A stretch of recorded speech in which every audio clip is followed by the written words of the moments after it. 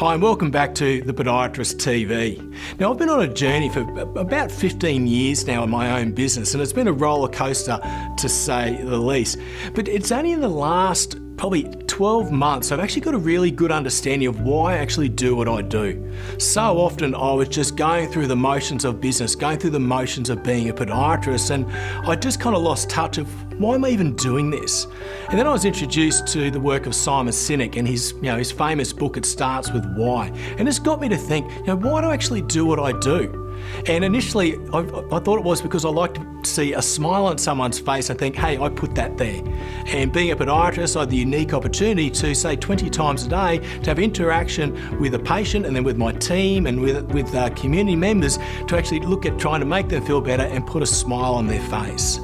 But over the last 12 months, I started to dig deeper on what it actually meant to me to do what I do and why do I do what I do.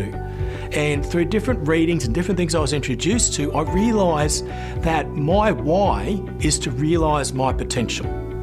You see, the things that are most important to me, or the frame for my life, are four things.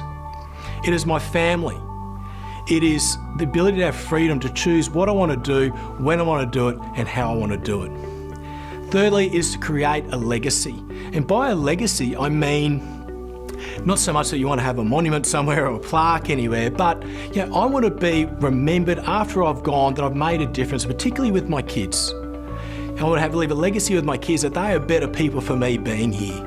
I want the same thing with my family, my friends. I want the same thing with my work and the team that I work with. So that is another third very important component to me. And finally does allow me to realise my potential. So this became the frame of why I do what I do.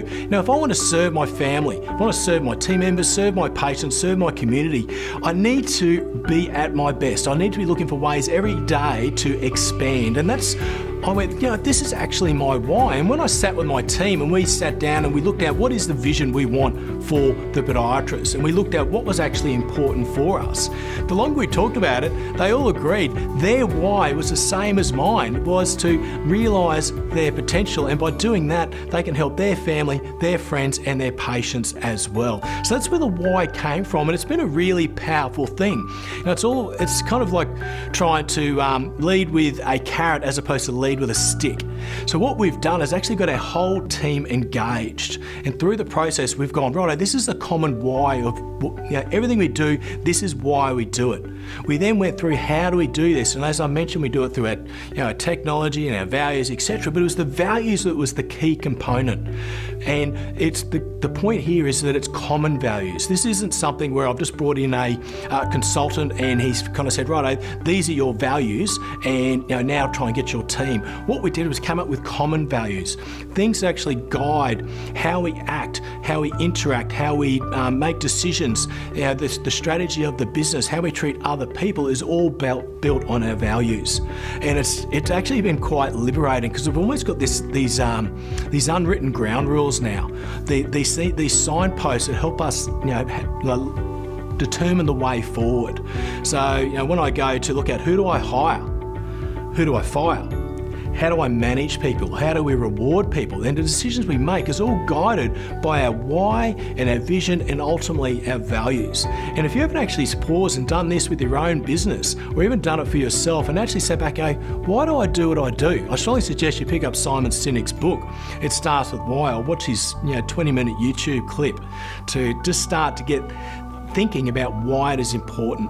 And then with your team and with your business, it's worth sitting down and mapping that vision out together and creating the values together, which then govern the behaviours that we expect out the other side of that. When it's a common and agreed set of vision and values, it's far more powerful when someone's being actually dictated to, and it's a really enjoyable process. So hopefully you found that valuable and perhaps gave you something to think about in your own business and your own life. So that's it for now. Thanks for watching.